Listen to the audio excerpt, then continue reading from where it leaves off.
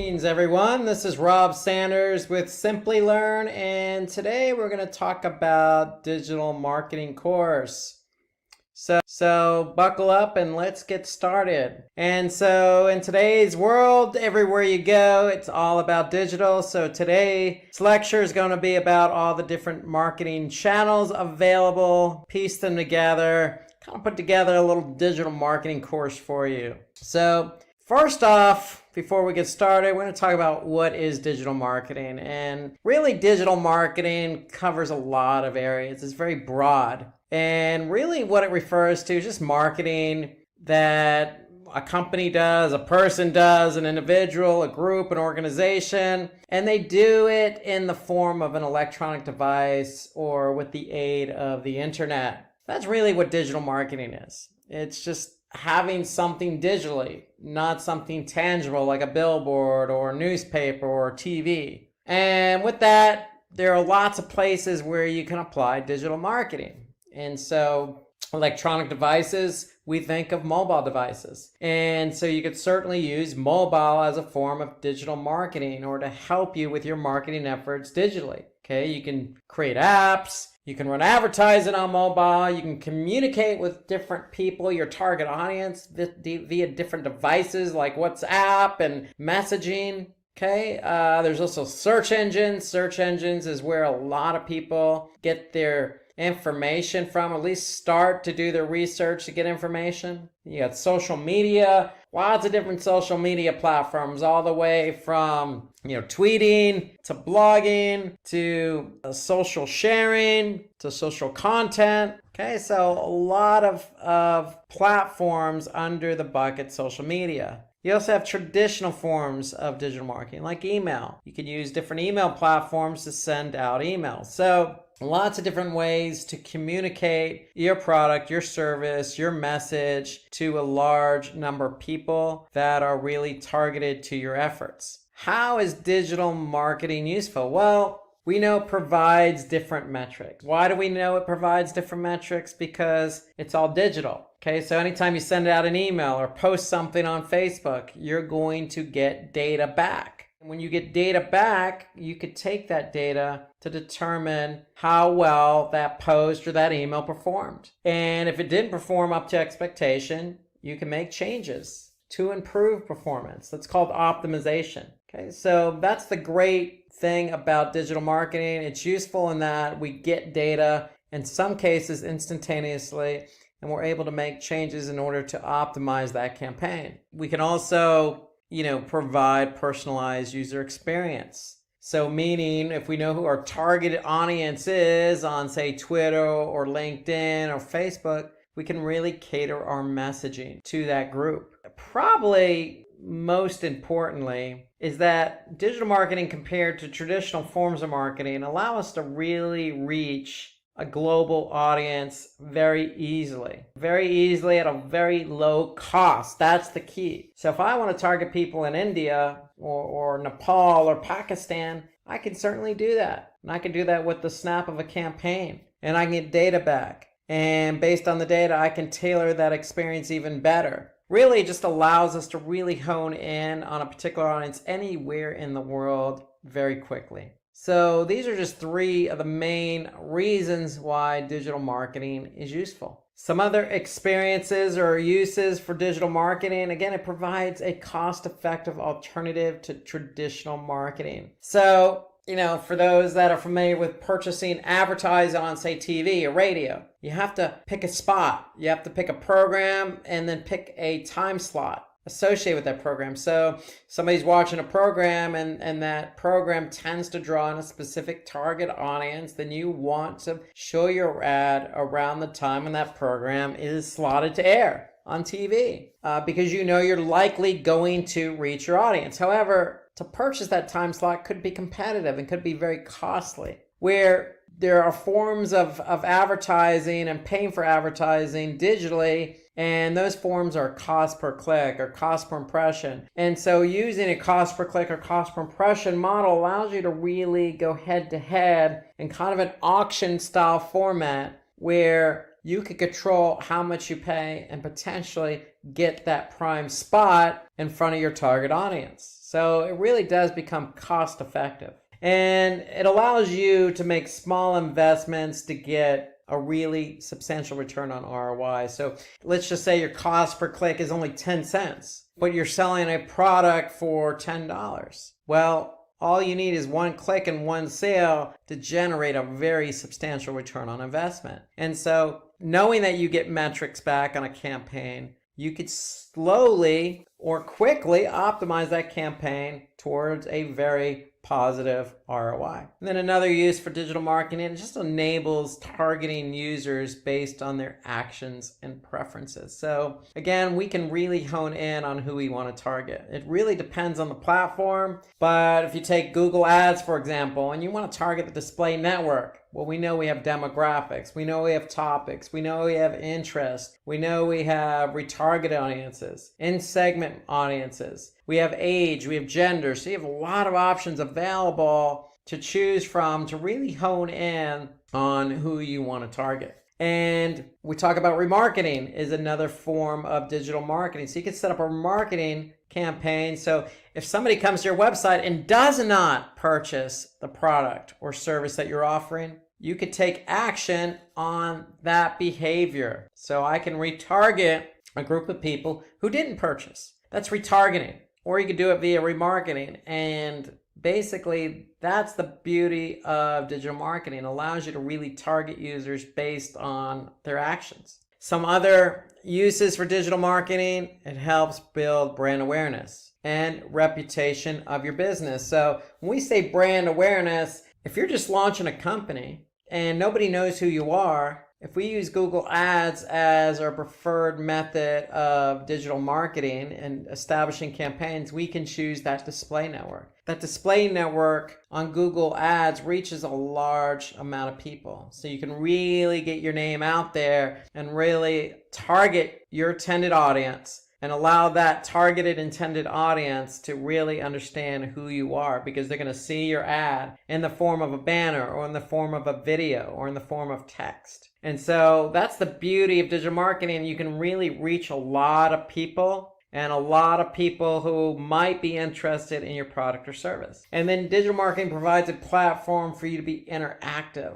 with your audience, helping you stay relevant and competitive. And the best example I can give here is YouTube. And so YouTube's it's a search engine for videos, but it's a video sharing platform. And so if I upload a video, then I can entice people to comment on that video or like the video or share the video. And I can really interact with that audience by responding to their comments or, putting together a playlist or giving them more videos. Okay, so I can really interact with my audience. And I could do that on multiple platforms, not just YouTube and video. I can blog and interact based on somebody's comments. I can have a website and have live chat and interact with my audience. So there's lots of different ways to interact with an audience, and that's what digital marketing provides. So I already mentioned a few examples based on the uses of digital marketing. I mentioned Google's display network. I mentioned YouTube and blogging and social media platforms like Facebook. Well, there are lots of different types of digital marketing channels out there. And we're going to talk about a few of them today. We're going to start with search engine optimization.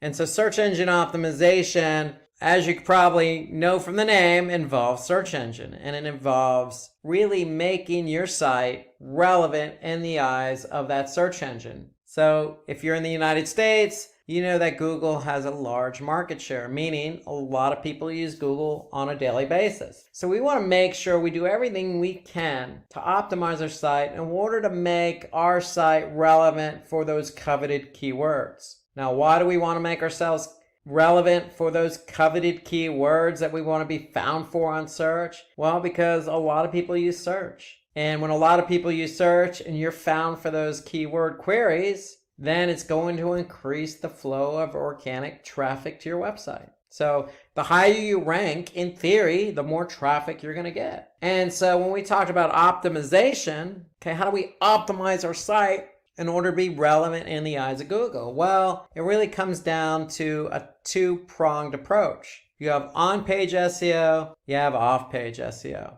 On-page has everything to do with your website in order to make it relevant. Off-page has everything to do with your website, but not on your website. It means that how can we become relevant by linking to other websites, for example? How can we become relevant by getting our content on other platforms so we become relevant in the eyes of Google? So that's off-page SEO. So SEO is always going to be two-pronged. What you do on your website and what you do off the website to make sure your website, your domain, whatever that domain is, .com or .org, is relevant in the eyes of Google. And so let's take a look at on-page SEO first. So like I mentioned, it involves optimizing your website. And when we say optimizing your website, there's a lot of things you can do on your website to make it relevant in the eyes of Google. And we can look at the content, okay? We can look at the source code.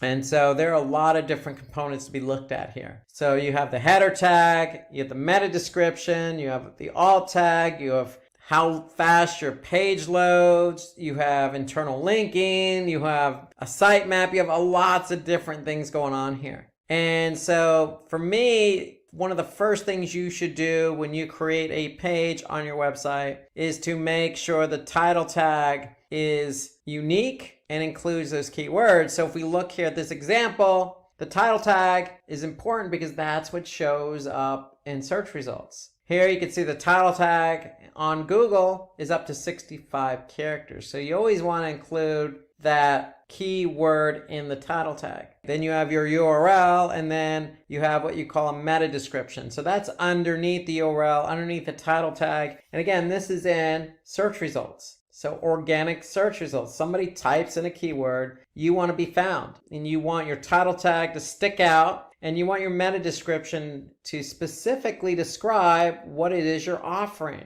Okay, so again, if somebody's looking for stock imagery, then you want to make sure that you know that person who's looking for stock imagery can come to your website, and they can, in this case, search for millions of royalty-free stock images, photos, videos, and music. And so you want your description to really get that person to click on your listing in organic search. That's the whole point. So that's the point of a title tag and a meta description, is you really want to be found for what somebody's searching for, and you want to be able to show them that you have what they're looking for. You have something here underneath your organic search results called site links. And site links are just links to pages on your website. And so unfortunately, this is not necessarily in your control. This is in the control of Google. So if Google wants to offer up site links underneath your title tag and meta description, they will add them. And it's based really on the amount of content you have. And that goes with site search. So you can see also there's site search there underneath the meta description. All of that is contingent upon your website. Do you have a lot of content?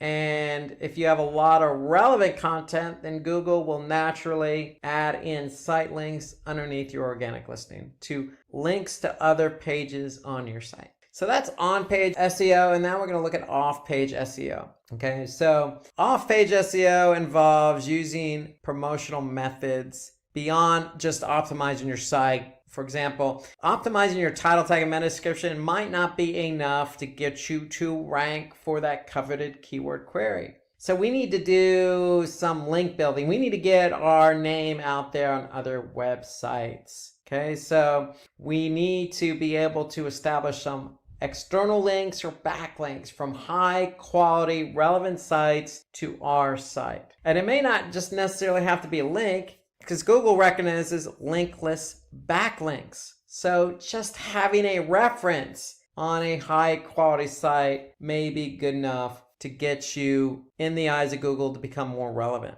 Okay, so that's off-page SEO in definition. So really what we want to do is we want to establish a way to get links from other websites to our own, or references on other websites to our website. We want to build those links to help us gain in ranking. So there's lots of ways to do that. You have social media. Again, you have social content sites like Reddit, Medium, Quora. You have blogging. Okay, there's lots of ways to establish yourself out there on the internet. You just need to make sure they're quality sites, and you need to make sure they're relevant. And so when you do get a link on an external site pointing back to yours, you want to make sure it's a follow. So you want to make sure that Google knows to follow that link from that site to yours. So if you're out there establishing content on a third-party website or another website and they're going to link back to you, just make sure that it's a follow. Do follow, not a no follow. Okay, and I'm going to show you an example of what that looks like here. So if you're not sure what the difference is, here I'm on backlinko.com, and really a no follow versus a do follow is simply in the href. So in the href, if you don't have anything in there other than the link, then the search engines are going to follow that link from that external site to yours. And if you have a no follow in that link, then the search engines are going to ignore the link. So they're not going to pick up the backlink or external link to your site. And that's simply that site just adding the rel equals no follow. Okay, so if you see that in the link pointing to your site from that external site, then that means you're not going to get credit for that backlink. So you always want to shoot for a do follow link, because that means you're going to get credit for the backlink. Okay, so again, do follow links allow search engine crawlers to follow the link, and if they can follow it, you're going to get what they call link juice, and that's going to establish some reputation to your domain. A no follow link basically doesn't allow the search engines to follow that link. So it doesn't pass on the link juice. Now, again, search engines like Google are smart enough to pick up the association between a website that talks about your website and your website. So meaning, if you don't have a link and if you have a no follow link on that site, don't fret, because Google has come a long way. They're not necessarily focused on links, though it does help. So for example, if you are on a very prominent site and there's no link, then you still may get credit, because Google does recognize linkless backlinks. And that's what they call a linkless backlink, is just having a reference on that site. But you always want to try and get that follow, not the do not follow. Okay, so here you can see an example of off-page SEO. Okay, like TripAdvisor would be a good example. A link that redirects from TripAdvisor to, the Oprah magazine as an example. So the Oprah magazine is going to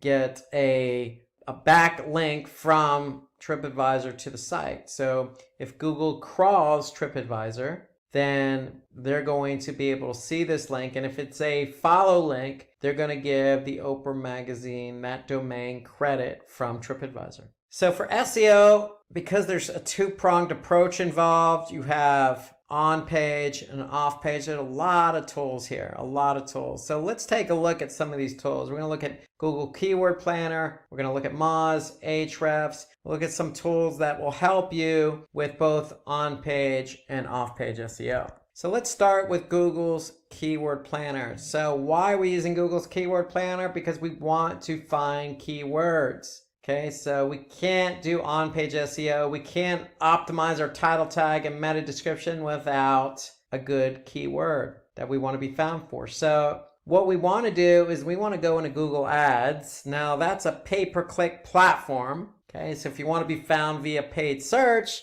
you're going to use Google Ads. But from an organic search perspective, we can use Google's Keyword Planner. So we need a Google Ads account. If we have a Google Ads account, then all we need to do is go to Tools. Then we need to go to Keyword Planner. And the Keyword Planner is a good tool because it allows us to find those coveted keywords. So we can discover new keywords, and that's exactly what we're going to do. So for example, we're going to find, use the keyword mail delivery. If we have a business that delivers mails to people, what keywords do we want to optimize for? So we're going to be in Google Ads. We're going to go to Tools. We're going to go to Keyword Planner. We're going to discover new keywords, and we're simply just going to type in a keyword. So we're going to click Get Results, and Google's Keyword Planner is basically going to give us some information. So the keyword we chose was mail delivery. And they're telling us that on average over the last 12 months, there's 22,200 search queries on average over the last 12 months. Okay, so I could see if I hover over the graph here, I'm going to be able to see the average over 12 months. Okay, so here I could see the average over 12 months from July to June 2019. So here, what do I want to do? I want to look for trends,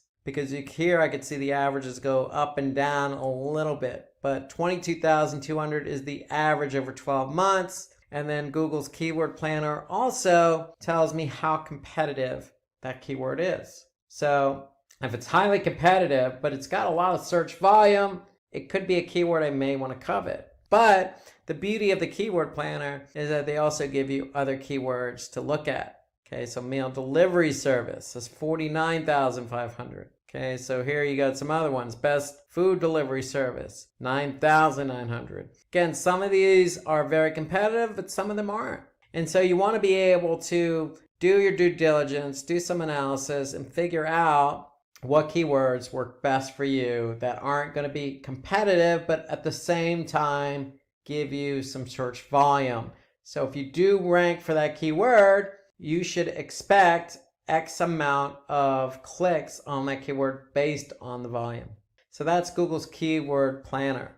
Alternatively, you can use a tool like Moz.com. So if I log into Moz, they have a tool called Keyword Explorer. And so here I can just type in that same keyword, meal delivery, targeting the United States in English, and Moz is going to give me some information on the keyword. So here they're going to give me a range in terms of the monthly volume, and they're going to give me a difficulty score. So they're going to tell me how difficult this keyword is. So out of a score of 100, it's 53, and they're going to tell me what my expected click-through rate could be if I'm ranking for that keyword. More importantly, they're going to give me some other keyword suggestions, just like Google's Keyword Planner. So here I can see prepared meal delivery service, meal delivery companies. So there are a lot of different suggestions of keywords that I can choose from. And if we scroll down, we could see basically some mentions. We could see the analysis, who's ranking for these keywords. So we can really get some insight as to who's ranking, how much volume, how difficult it is, what my estimates could be if I'm ranking, etc. So a lot of information built into Moz's Keyword Explorer tool. So Moz's Keyword Explorer tool could be a good option for you if you don't have access to Google Ads and Google's Keyword Planner. So if you're working on SEO for a website and you're curious about what the off-page SEO situation looks like, well, you can use a tool like Ahrefs. It's a free tool. You can go here, and if you're working on a specific domain and you're focused on off-page, you could simply type in that domain here, and then you could check the backlinks for that domain. Okay, so I'm gonna go ahead and type in my domain, and now I'm gonna get a sense of what my backlink profile is for my domain. So here I can see the number of backlinks, the total backlinks, and notice 85% of them are do follow links. So Google is able to recognize those links. And then I could see referring domains. So I have 124 different domains pointing to my website. And so here I can get a snapshot of the top 100 backlinks pointing to my website. And so this just gives me a snapshot of what's going on with my off-page SEO performance. Again, it's a free tool. It's good to use because it gives you an idea of what your off-page SEO situation looks like. Okay, another tool you could use is Pingdom. Okay, you can set up a free trial here. It's good for 14 days, and it allows you to, look at page speed. It allows you to monitor the site itself in terms of, visitors, maintenance, etc. So you can use Pingdom as well. However, it's only a 14-day free trial, but it does give you some good insights into SEO. Now, page load time is one of those on-page SEO factors. And so if you're doing on-page SEO for a domain, you certainly want to go into Google Analytics and you want to measure the page load performance of the pages on your website. And so here, if I go to Google Analytics, and then I go to behavior, and I go to site speed, and I go to speed suggestions, here I can see the pages, how many pages I've received over a period of time, and then the average page load time. Now, if you see the average page load time is slow, and in my opinion, anything over 2 to 3 seconds is going to be slow, you need to be able to take action. And so the great thing about Google Analytics, the page load time reporting, is it actually gives you some suggestions. So page speed suggestions. So all you need to do is click on the link here. In this case, this particular link or URL on my website has 7 suggestions. If I click on that, then Page Speed Insights is going to open up. And what's going to happen is Google Analytics / Page Speed Insights is going to analyze this page and give me some feedback on how the page is performing, not only on desktop, but on mobile as well. And so here I can see, if I analyze this page, I can see some of the opportunities to improve the page load time on desktop and again on mobile here. So here you can see a lot of the opportunities and a lot of the issues I have that I can address. Now, if you're going to manage SEO for a website, then you're going to need an SEO platform. So again, Moz is a good example because we showed you the Keyword Explorer, but they also have many other tools available built right into the platform. For example, rankings. Okay, you can get crawl information. So when the bots crawl the site, what kind of errors are coming up. Here I can get some page optimization. So I can choose a keyword and I can choose a page, and Moz is going to be able to give me feedback to see what more I could do to improve my on-page SEO performance. Okay, we mentioned Keyword Explorer in terms of looking for keywords. Okay, you also have something called Link Explorer as well. So if I go back and choose Link Explorer from my list here, then I'm going to go to a Link Explorer and I can type in any domain. Again, just like on the Ahrefs, except Moz goes a little bit deeper here. Okay, so they're telling me how many linking domains and what my keywords are ranking. Okay, and then I have some other reports that I can leverage for off-page SEO. I can look at spam scores for certain websites that are linking to me, because you can disavow yourself from being associated with those sites. Here you got a link intersect tool, so you can compare one domain against another to what links are pointing to that other website. So a lot of different reports and tools available to you for off-page SEO under Moz's Link Explorer. So Moz has a lot of different tools available. And again, my recommendation, if you don't use Moz, there's SEMrush, there's BrightEdge. There's a lot of SEO platforms out there to use. But if you're going to focus on SEO, you are going to need an SEO platform. Now, if you have any more questions on SEO, feel free to go to Simply Learn's YouTube account. You'll be able to find a video there for SEO tutorial for beginners. Take a look at the video. It goes really in depth about everything we just covered about on-page and off-page SEO. So take a look at the video. And if you have any comments about everything we covered with SEO, feel free to comment underneath this video here, and we'll be sure to respond accordingly, especially if you have any tips and tricks that you do for SEO. So let's move from search engine optimization to content marketing. And so content marketing is a form of marketing that involves simulating interest in a brand's products or services by creating and sharing online material. So when we talk about online material, that can come in many forms or assets. So some examples are blogs, videos, infographics, case studies, white papers, ebooks. All of this is content generated. It's just in different forms. And so you want to be able to take any one of these forms of content and be able to distribute that in some form or fashion. Okay, so for example, a blog can be part of your website. A video could be something you upload to YouTube. An infographic could be something you actually share on LinkedIn. So all these other assets could be integrated throughout. They could be shared or used on your website, okay, for people to grab and share and use and comment on. Okay, so that's what content marketing is. You need to be able to push out content so that people have a better understanding of your product or service. The process of content marketing is you really want to decide what goal you want to achieve with your content marketing campaign. You want to define your buyer personas to determine the audience best suited for your content. Okay, so what are you creating? Who is it for? And then you want to run content audits to determine the best type of content that can be used. And when we talk about content audits, we're talking about, content that's already been posted. Are people sharing it? Are people downloading? Are people viewing it? And so you want to be able to understand over time what people are reacting to so that you can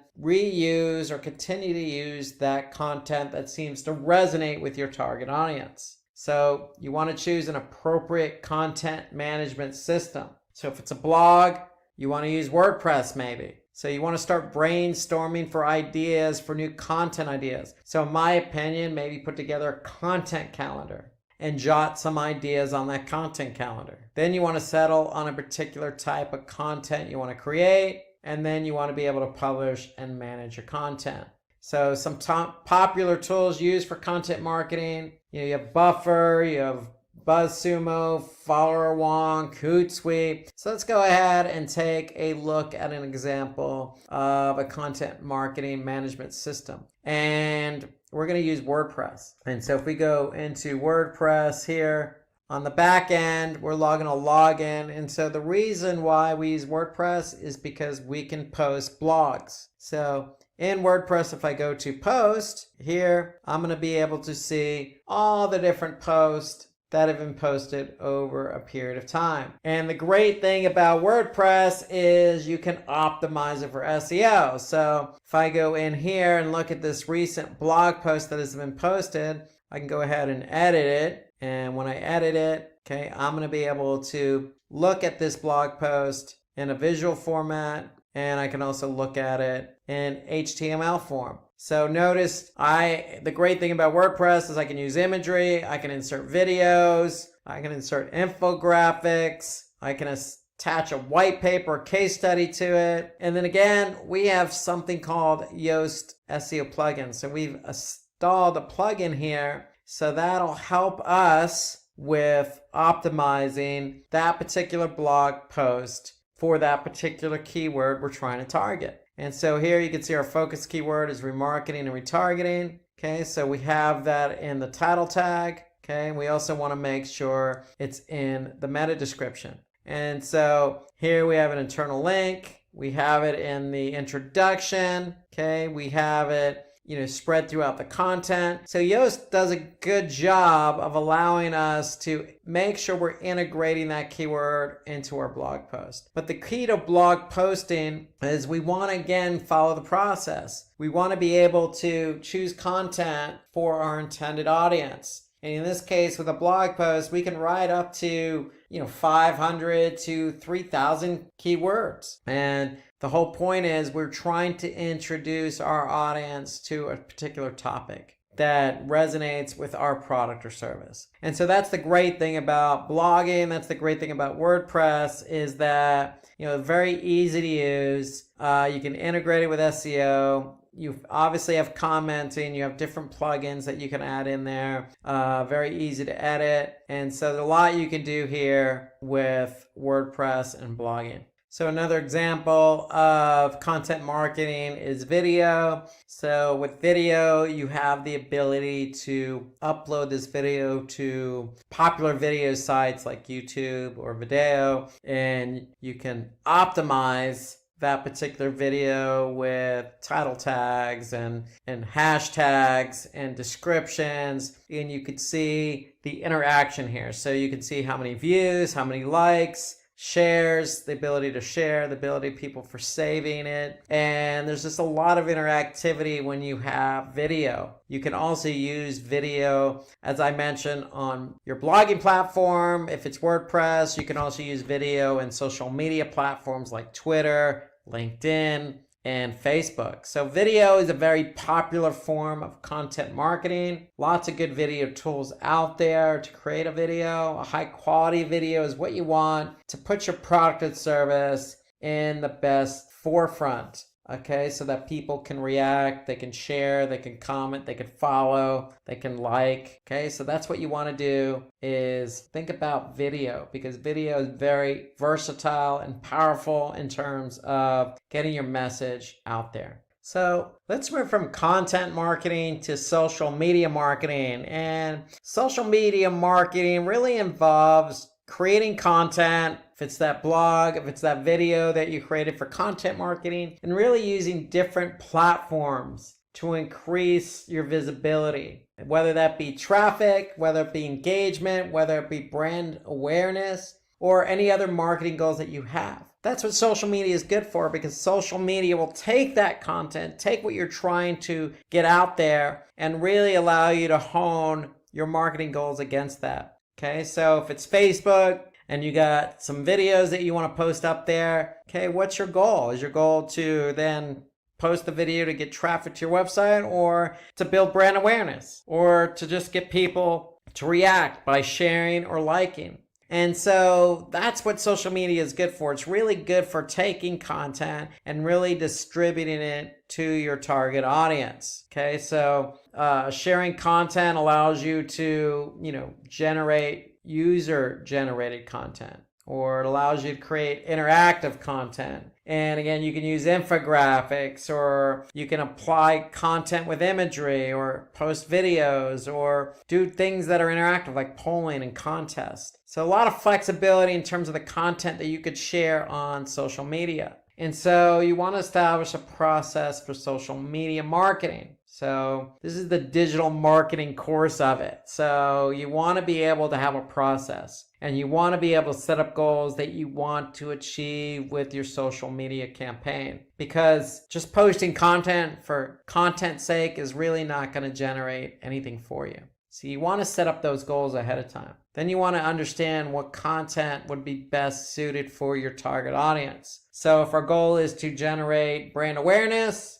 then maybe an infographic is what we want to do. Okay, maybe that's the best choice of asset for our target audience based on the platform. With social media, we also want to research what the competition is and find out what works for them. So it's very easy to do on social. So if you already have a competitor on Facebook, you can always go to your competitor's website and you can always see what they're posting and what kind of reaction engagement they're getting for a particular post. So it doesn't help before you go live to do some due diligence about your competition. You can also conduct a social media audit. And again, what we mean by audit, just like on the content side, we want to be able to see what's worked and what's not worked in the past. And with digital marketing, recall, you can get instant metrics back. So if you posted something last year and you're thinking about posting it again, you probably want to do an audit to see over the past year what posts have worked and have not worked for you.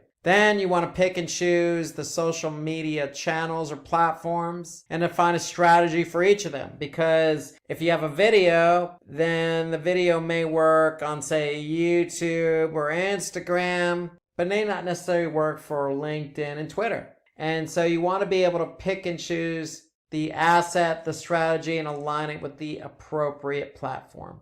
Then you want to take inspiration from case studies and other famous brands. So again, continue to learn. I mean, that's the beauty of social media marketing. Most big companies, medium-sized companies, even smaller companies that have performed well are out on social media. So take a look at some other companies that inspire you, or some other companies in your industry, or even, again, your competitors, and see what they're doing and what they're posting and what kind of engagement they're getting. So you should always, be able to seek out what others are doing on social. And to me, this is important. Create a social media content calendar and This isn't necessarily the very end of the process. This goes back to the beginning of the process. So when you're establishing goals and you're establishing what kind of type of content you want to use, that should all be part of a social media content calendar. And I'm going to show you an example of one here shortly. And then again, you want to be able to test, evaluate, and adjust your strategy because again, you're getting metrics. And if you post a video on Facebook and it's taking off, then meaning in terms of likes and shares, you probably want to consider maybe doing another one that complements that. So here's a broad example of a content calendar. Again, it's in a spreadsheet. Again, by no means does one size fits all, but just to give you an idea, if we're blogging, what we want to do is we want to pick our target audience, maybe that be country or particular demographic, and you want to come up with some topics ahead of time here. And you want to maybe put the status up there of, it's just a draft or an idea. When it actually does go live, you want to turn it on live. You want to pick your date, add some comments, okay? Create your content. And, what's good about a content calendar is you can also work in SEO, so you can assign keywords. And then you could add those keywords to Moz for ranking. You can create your title and meta description. Then you can carry that content forward and choose a particular social media platform to post to. So that's the beauty of a content calendar is it allows you to think about things up front and then prepare the content accordingly so you can optimize it for organic search and post it on social media for off-page SEO and for social media marketing. And so you just want to get organized ahead of time using a spreadsheet, in this case Google Sheets, to lay out the topics ahead of time so you can write the content for your intended audience. That to me is the way to go.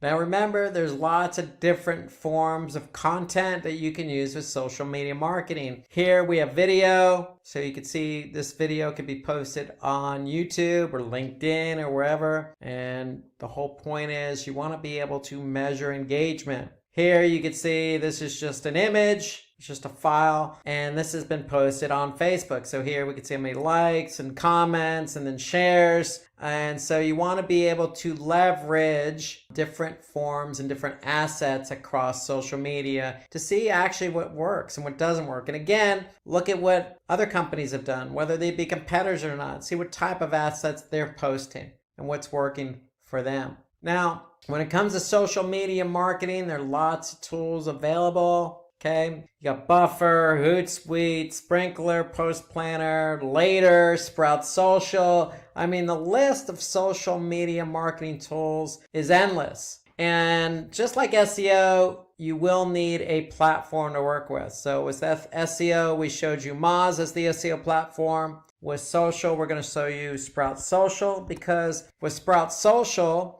if you have a content calendar, if you have a lot of different assets, you want to be able to organize those assets and content across multiple channels. And the great thing about using a social media calendar is, yes, you can publish and organize your post accordingly. You also have, most social media platform tools have listening. So you can listen in on keywords and audiences, different brands and industries and conversations that are being had about a specific topic. Okay, and again, most social media platforms, if not all, have reporting. And so this is important because you can actually see, how your post or different assets are performing in terms of engagement. And so to me, that's important. If you're going to focus on social media as a platform, as a channel, you want to have a social media platform tool that will help you organize your content, publish it accordingly, listen in, and get that report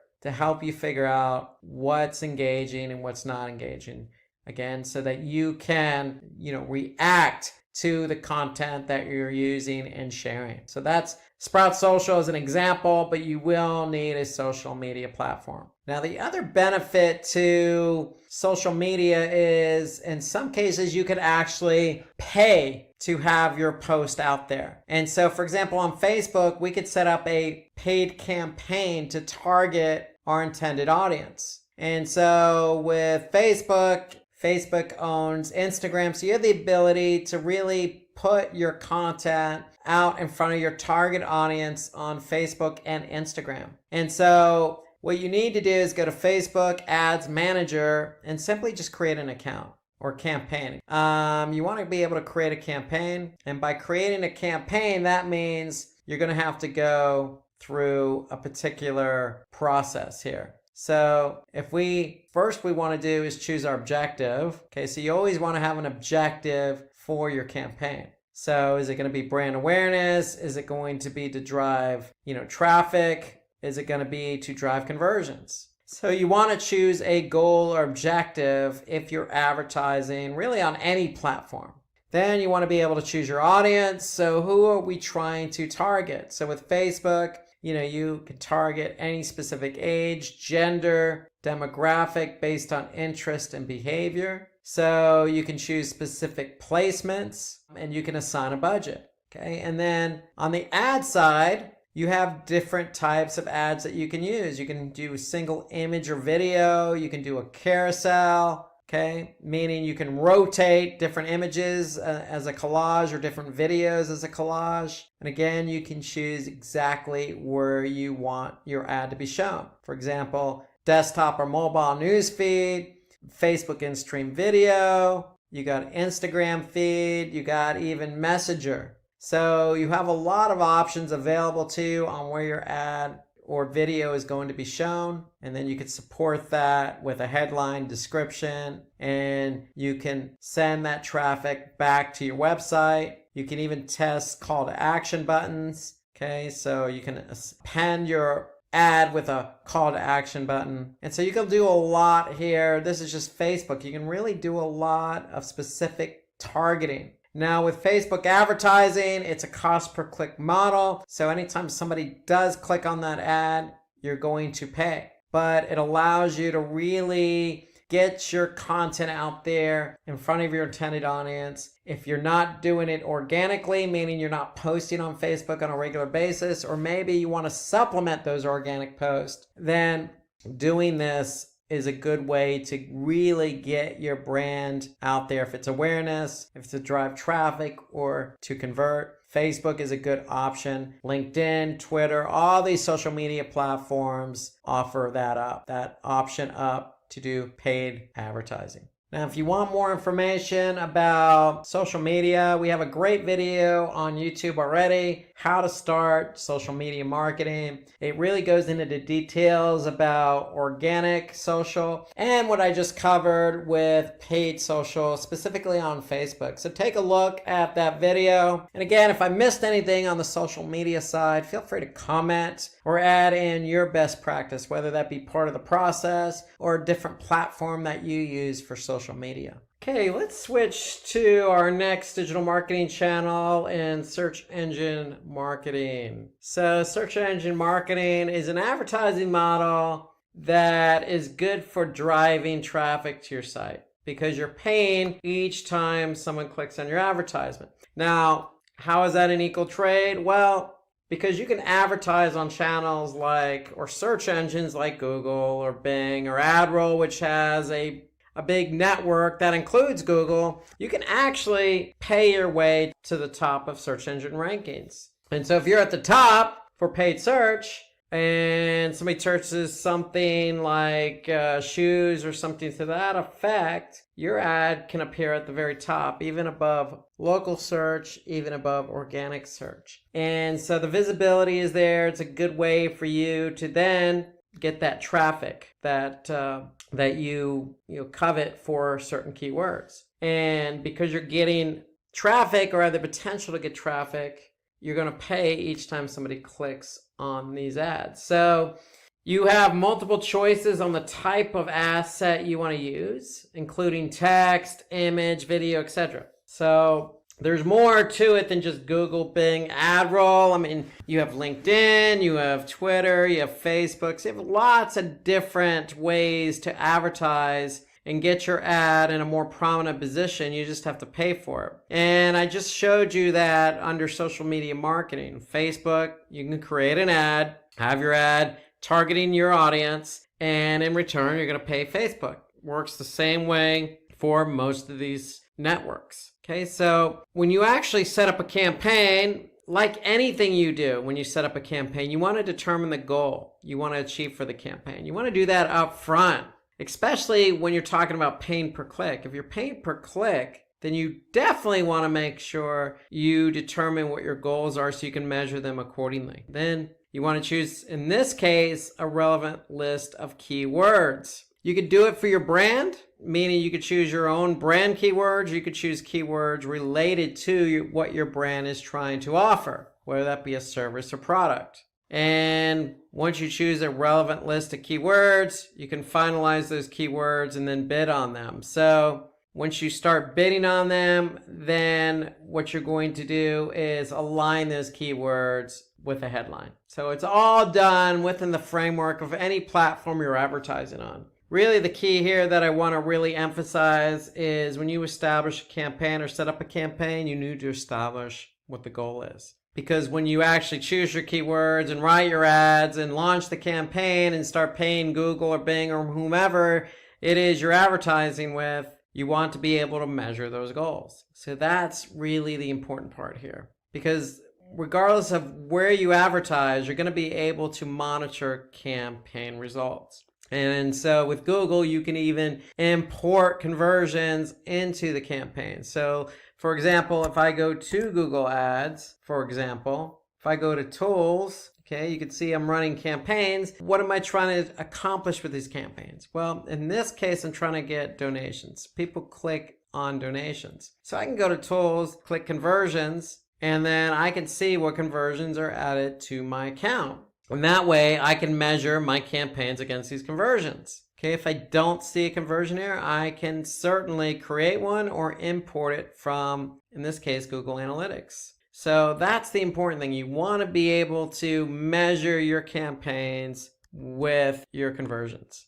And then just as important, you want to be able to optimize your campaign. Because if it's not performing, if you're running a campaign, you're running up costs, and you're not getting conversions, you're probably not going to be continuing to run those campaigns. So you want to optimize your campaign and retarget potential customers. So retargeting is always a good option. Retargeting is targeting someone that went to your website and basically acted in a certain way, meaning they went to a certain page or abandoned a cart or actually purchased or downloaded something. Okay, you define what action you want that audience to take in order to retarget to them. Okay, so the whole point is you can configure your retargeting campaign based on certain behavior on your website. And the whole point there of retargeting is you're pulling people back to your website. So in addition to optimizing, search campaigns, one of the benefits of search engine marketing is you can run retargeting campaigns. So here's an example of an ad. Okay, so here you could see it's a good ad in the sense that it's using everything available to it. So for example, here I could see 3 headlines. So Google, in this example, allows you to add in 3 headlines. So here you could see Simply Learn official site, get certified, get ahead. Then you can see simplylearn.com. So they're taking advantage of 3 headlines. And then here you can see 2 description lines. And so each description line, you can have up to 90 characters. And so you want to be able to take advantage of what Google gives you. The more information you can add, the better. Well, here you can see some other types of ads. Here you can see a banner ad for Slack. Okay, here you can see Betterment.com running an ad. Okay, so this looks like an ad that is on YouTube. So because you can see after a few seconds, you can skip the ad. Okay, so here's a video ad, here's an image ad, here's a text ad. So depending on what platform you advertise on, you have an option on what type of asset you want to use. The one thing I like about Facebook is they offer up a multitude of options in terms of assets. So you can run a single image ad, you can run a carousel, meaning you got multiple images, you can run a video, you can run a combination video image, you can obviously run text, okay, with a thumbnail. So you have a lot of options in terms of the type of ad you can run. So before we move into our next channel, let me just show you an example of how an ad actually looks on a particular website. So here you can see I'm on BuzzFeedNews.com. Okay, here you can see Volkswagen Golf is running an advertisement in Spanish on this particular site. So they're either using Google or some other platform, and having that platform, if it's Google, post their ad on this particular site. So here you can see it's a banner ad. And if we're in Google Ads and you're setting up a text ad, let me just run through you what that text ad looks like. Remember, you want to always take advantage of what's offered to you, because especially text ads, you have very few characters, and with very few characters, it's hard to get your message across. So with Google, you have your final URL, which is where people are going to go to after they click on your ad, but you have not one, not two, but 3 headlines that you can take advantage of. So if we're talking about help end child hunger, help today, you can always add in, visit our website for more info. I mean, you want to take advantage of what's available to you. Now, again, here you can see in this example, I'm only allotted 30 characters. And so if you go over, then your ad's not going to get approved. So you really have to be cognizant of the character counts and getting your point across, because writing text ads is not the easiest thing to do when you're limited to characters. Now, with Google, you have what they call display path. So after the domain, you can add in a couple of keywords in there. And then you have description line 1 and description line 2. So again, take advantage of what's available. If you're not sure what copy to write, grab some from the website and paste it in there. You want your ads to be healthy and to have as much information as possible. And then the one thing I will say about Google Ads is they also have extensions. So extensions are exactly that. They're extensions to your text ad. So here you can see I have 4 extensions. These are actually site links. So Google Ads offers up something called ad extensions. So it could be call outs, site links, it could be location extensions, app extensions. They have a number of different extensions that they can append to your ad. So take advantage of that as well. Remember, the whole point of ads is to make a compelling case for your product or service so that somebody can click on the ad and go to your website and then perform the action you want them to perform. Now, if you have any more questions about Google Ads, feel free to check out our in-depth video about Google Ads. It covers everything A to Z on Google Ads. We also have videos on our Simply Learn YouTube playlist for Facebook, Twitter, social media marketing. So if you're curious to know a little bit more about search engine marketing, check out any one of these videos that we have listed on our YouTube channel. Okay, so let's move over to affiliate marketing now. And so with affiliate marketing, really it's interesting and unique in that affiliate marketing involves paying out commissions. And who are you paying commissions to? Well, you're paying commissions to website owners or publishers or people who have websites with lots of content or people who have websites that attract a lot of users. And so the whole point is you want to be able to find those websites to advertise your product or service. Okay, these people who are selling your product or service on your behalf are going to get commissioned or incentivized based on whatever action you put out there. So it could be registrations, just getting your affiliates to help you with getting people registered, or signing up for your email, or for a lot of you, conversions. You're trying to sell a product, so you want help in selling that product. Or it could be subscriptions, okay, signing up to something. Okay, so you determine what it is you want to incentivize your affiliates for. You also determine how much you're going to incentivize them. And that's the great thing about affiliate marketing. It's no different than having a sales team to support you. What are the steps for affiliate marketing? Well, you need to find a platform. There are lots of different affiliate platforms out there. Commission Junction or CJ.com comes to mind, because these platforms are going to help you find these affiliates or partners. Okay, so they're the broker in all this. And so once you set up your platform, you're going to establish rules, guidelines, post images and banners and assets for those affiliates to use on their websites. And more importantly, again, you're going to establish the commission. So the commission doesn't have to be the same for all affiliates. It could simply be your top affiliates get a higher commission as opposed to just some other affiliates who get a starting commission. You establish everything on the platform, the affiliate platform that you choose. Now, affiliates apply to advertise on your behalf. So they're going to say, hey, I'm interested in selling your product or service. So you're going to use that platform, if it's Commission Junction, to approve or disapprove the affiliate's request to advertise on your behalf. And really what you want to try and do is leverage the platform as best as you can. A lot of these affiliates are out to make money, and some of them are really good. You need to be able to choose the affiliate that is going to represent your brand, product, or service the best. So it's simple. Customer clicks on an ad or link, okay, on that affiliate website, and they go to your website and they perform an action. So that could be a purchase, a registration, a subscription, a download, an email sign up. You determine that. And the great thing is these affiliate networks, the CJs, Commission Junctions of the world will record everything. They're tracking not only traffic from the affiliate website to your website, but they're also tracking the conversions. The transaction is validated and credited to the affiliate by the broker. And then the affiliate is paid his or her commission. So that's how it works. So the more the affiliate sells or converts on your behalf, the more they're going to make. And that's the beauty of the affiliate network.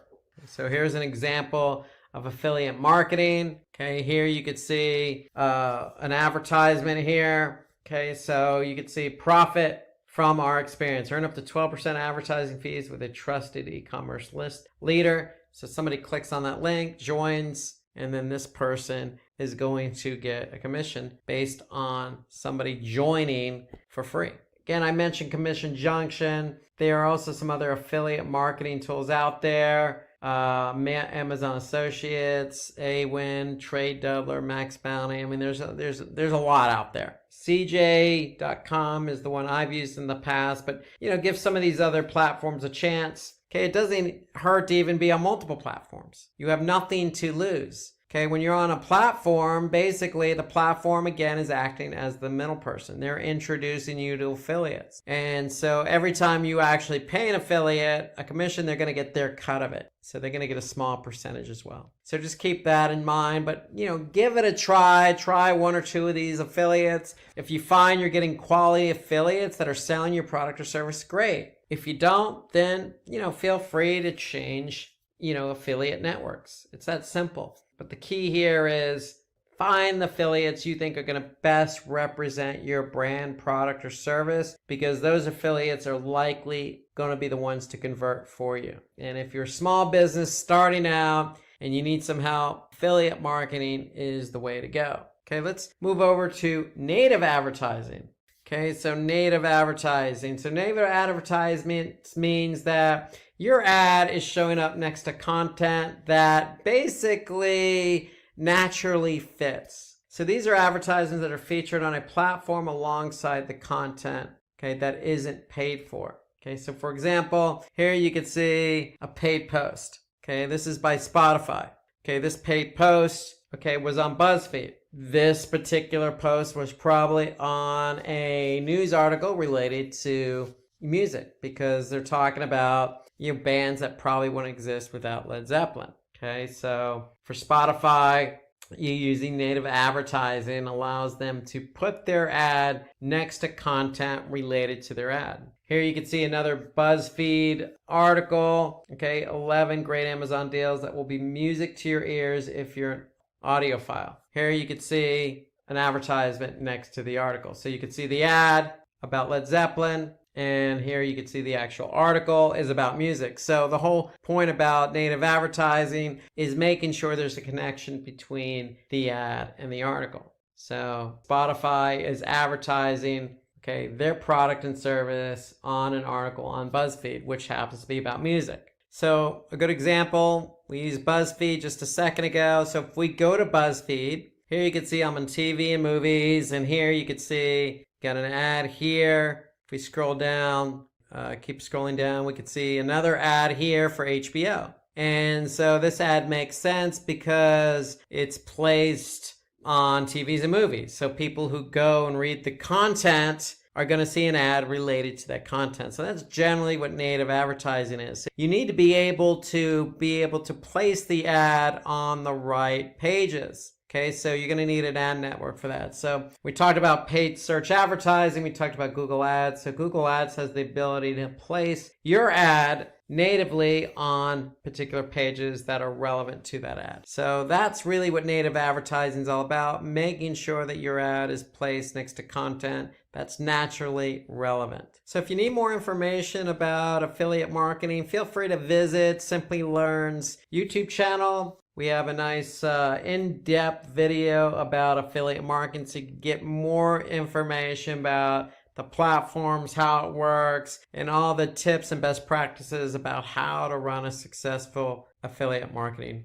campaign. So let's turn our attention to email marketing now. So email marketing, very traditional form of digital marketing. It's been around the longest. It's kind of the grandfather of all digital marketing channels. So email marketing really is used to personalize emails in order to convert that recipient or that prospective user into a customer. And so like all the other digital marketing channels, we want to follow some type of flow or process or methodology. And the first step in email marketing is you have to identify your target audience. Okay, when you identify your target audience, you're going to create a segment.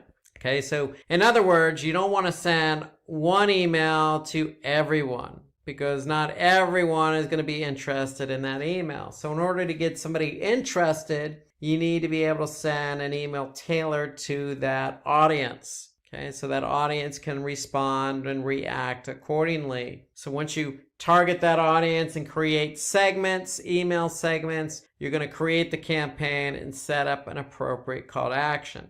One note here is when you create the campaign and set up that appropriate call to action, that call to action is going to be aligned with your goal. So what is the goal of the email campaign? Is it simply to get people to click on something and purchase? Or is it simply to get people to click on something and sign up or watch something or submit some information or download or whatever the case? You need to establish that up front just like you would with a search engine marketing campaign or any other type of campaign you want to run.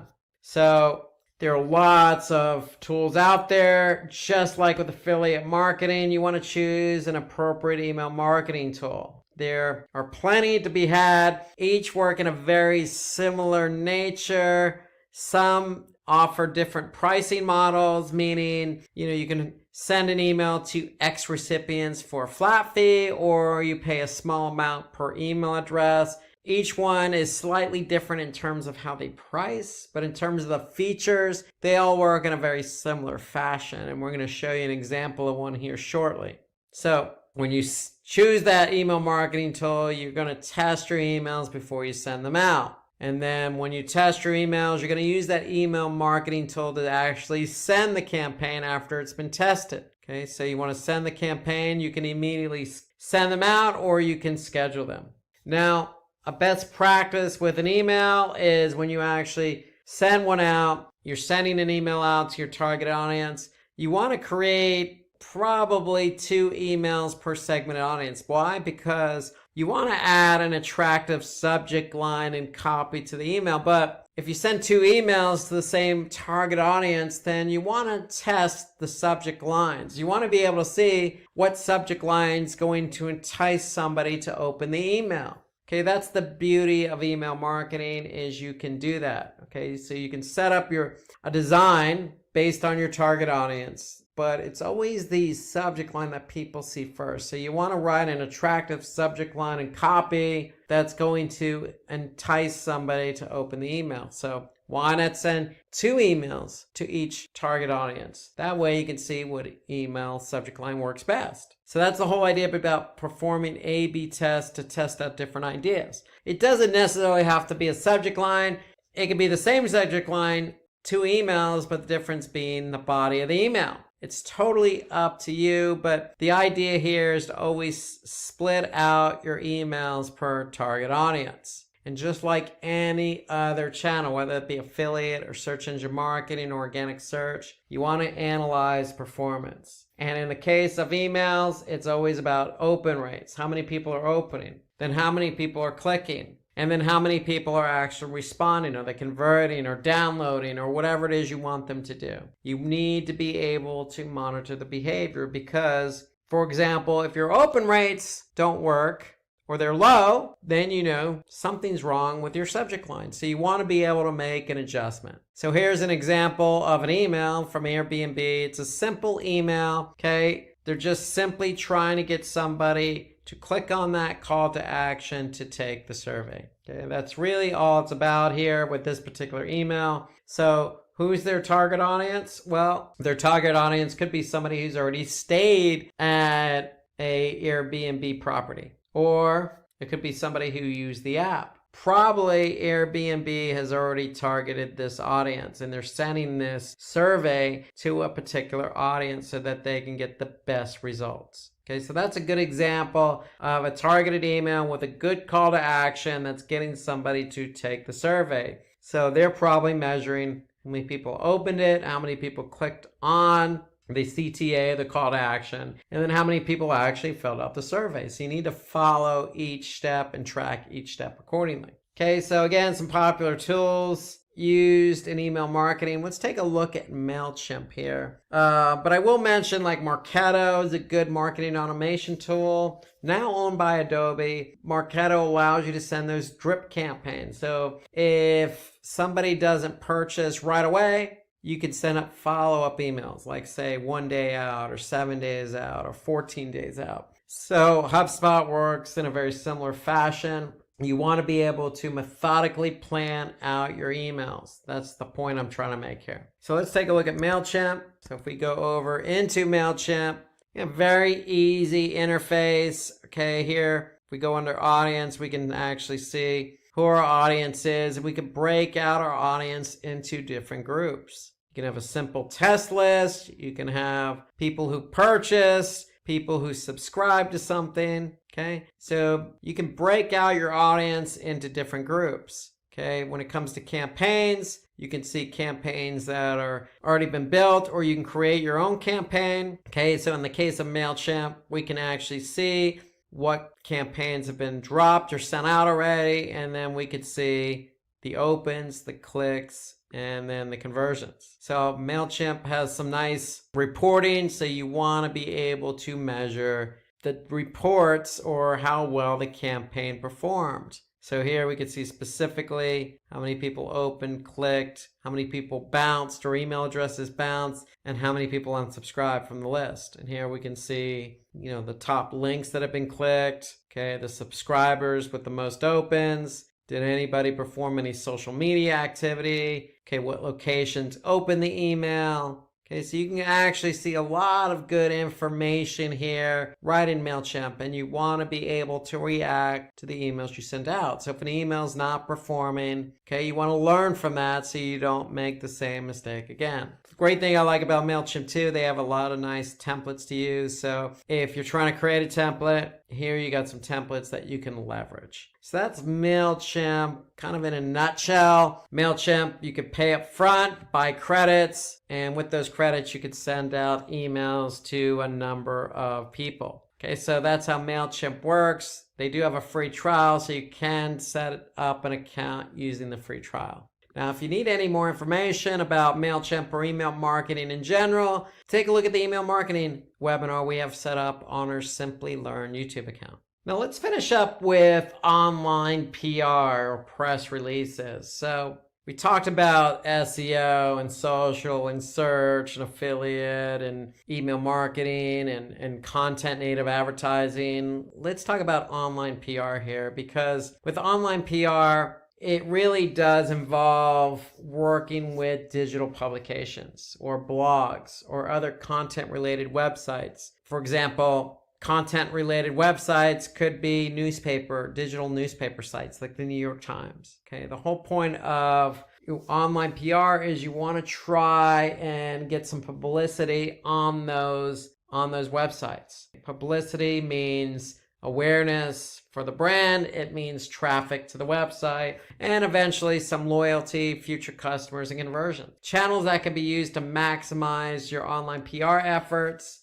For example, you can connect with reporters on social media to develop a relationship. So you can just follow some reporters, see if they're covering specific industries or verticals, and if they are similar to what you're offering, then it's probably a good idea to reach out to them. You can use engaging user reviews to help humanize your brand, or you can respond to comments that help generate productive conversations. So those are all certain things you can do to generate awareness and buzz for your brand.